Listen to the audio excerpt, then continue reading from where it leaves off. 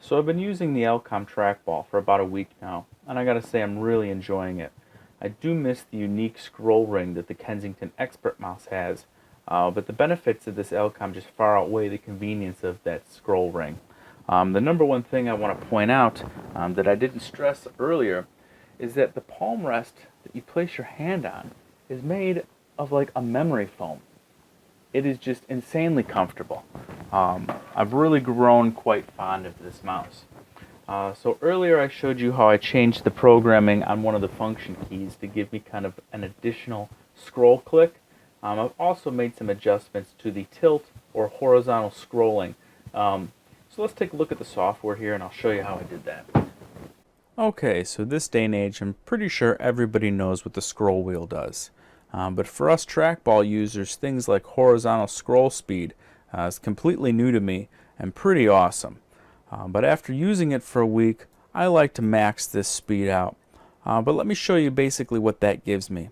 Let's say that you are working on a very large image, or for example looking at a very large map. This is a map for an indie game I'm playing right now called Underrail.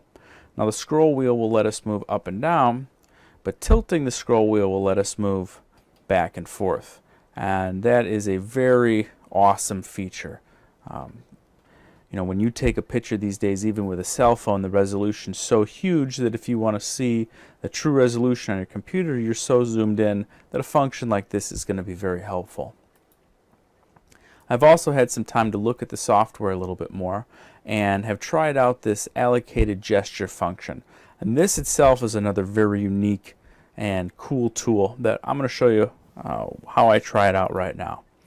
So we'll assign the button right underneath our scroll click as a gesture function. We'll come into another window here, and basically what we're going to do is program the computer to look for a gesture we make with the mouse cursor when the gesture control button is pressed. So for example, we will open, say, my computer. We'll give it some quick instructions that we can see, and then we'll program it. For example, when I hit this, we'll bring the mouse down and we'll bring the mouse up. We can see that it registered down and up. We'll apply. Now when I press the gesture button and I move the mouse down and up, it will open my computer or any of the list of functions in this list. Launchers and key combinations and different click styles and maximize and minimize windows, close windows, switch application. I definitely want to spend more time with this. This looks like it could be a really cool feature. So some final thoughts on this trackball. Things that I would change is I'd like it to be a little heavier. The micro speed and the Kensington trackball both had a little bit more weight to them, and they stayed placed on the desk better. This is doing an okay job being only 9 ounces, but I can foresee a future when the rubber pads on the bottom get covered in dust and just slide around easier than they should. The other thing, and I really wouldn't even call it a complaint, is that I'd like to see that this mouse was just a little bit thinner at the end, kind of tapered out a little more.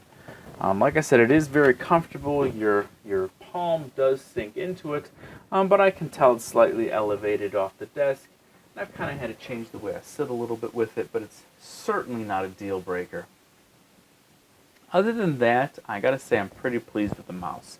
I would definitely recommend it to anybody looking to get into trackballs as an alternative to things like the Kensington that are out there that are currently really dominating the market, the trackball market.